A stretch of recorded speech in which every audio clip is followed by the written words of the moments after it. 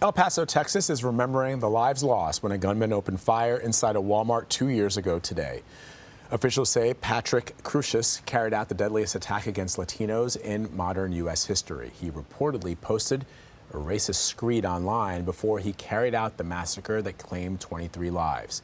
Crucius is still sitting in jail awaiting trial on multiple charges, including capital murder. But years later, political tensions over immigration persist. A recent article in the Dallas Morning News dives into the issue and highlights the expansion of gun laws in the state. One of the authors of that piece, reporter María Ramos Pacheco, joins us now to talk about it. Maria, thanks for being here. So 2 years after the deadly mass shooting, your piece mentions a garden set to be unveiled today aimed at bringing healing to the El Paso community, but not much has changed in regards to violence against the Latino community. Explain to us what's happening. Yes, good morning. Thank you for having me. Me and my colleagues reported of how the tensions continue rising in our town, despite lowering down the tone against violence for immigrants, for Latinos, where today they're going to unveil a garden to honor and remember the lives of the 23 people who lost their life in their Walmart 2 years ago. And, despite promises and changes, gun laws are going in the wrong direction, as many people hoped for, because starting September, almost anyone over the age of 18 is going to be able to buy a gun without any permit or without any training. So that is worrying the community because we're still in a lot of pain. We're still trying to get together to, become a more together community, but still hard moments for us. Yeah, I think for many people sort of living out, or some people anyways, living outside of Texas, the idea that after such a massacre, 2 years after such a massacre, gun rights and gun availability would be expanded and restrictions loosened is probably quite surprising. We will dig into that a little bit later on in the conversation. But I want to get to this. According to the FBI and the U.S. Department of Justice, the top domestic violence extremist threat comes from racially or ethnically motivated violent extremists. Can you tell us more about sort of the ongoing violence impacting Latinos living in Texas and along the border? Yes, we continue being called, that there's an invasion of Texas, which is something that Patrick wrote before he drove 10 hours to our town to commit this attack against our community. So we have this rhetoric again, which, it's echoing words of ex-President Donald Trump. And now we have our governor who continues saying the same. And he continues saying that Texas is right now a disaster state, and he's been, getting help and fundings for continue this rhetoric of anti-immigration to build the wall, which he has mentioned that Texas is going to build his own wall. So it's worrying because these words have an echo. We already said the impact, and we're worried that if this rhetoric continues growing, there's never going to be accountability, and this can happen again, not only to our community, but Hispanic community all across the country. So what kind of, explain to our viewers the expansion of gun laws and what that has been like in the state of Texas since the massacre.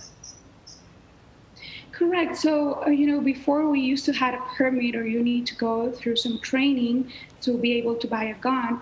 But without, now these restrictions, there's going to be even easier for people just to buy a gun. And when we were interviewing people for this story, people is worried because, people want to buy a gun so they can be safe in case something again like this happen. But how do you know this is happening? And if everybody has a gun, it's just there's not control of these, and we already have suffered the consequence. So it's very scary for our community. A lot of people is just worrying, and of course, especially around this time, we remember what we went through that Saturday morning, and people still trying to heal this pain.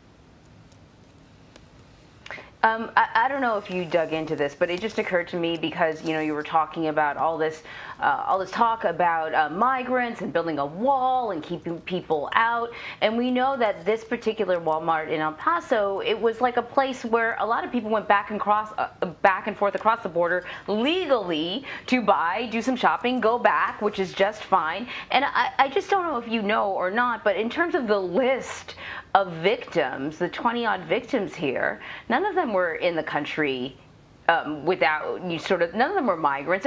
These are all people who sort of lived in and around the El Paso area, right?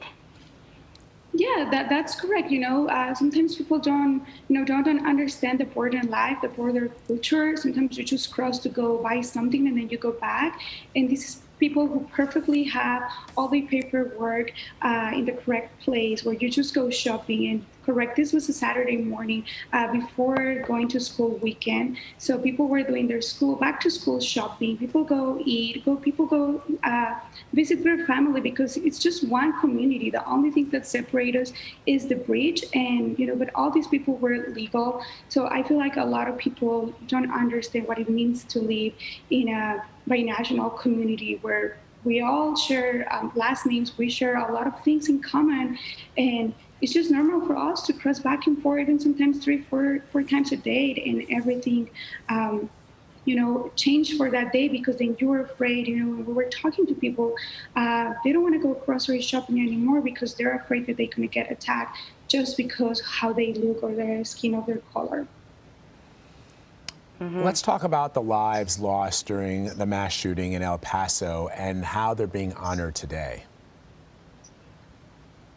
Yeah, so for the whole month, starting July 3rd until today, the city and the county, they prepare a lot of events, and especially for healing, they did a lot of memorials. So, today they're building this garden, which has 23 cypress trees to honor the life of each person who was lost. And over the weekend, the FRC Center, they had a luminary to drive through where they put a lot of lights so people can come and remember. And across the schools and just across the whole country, we're doing a moment of silence at 10:39 Mountain Time, which was the time of the first time the 9/11 got the call. María Ramos Pacheco, thank you so much.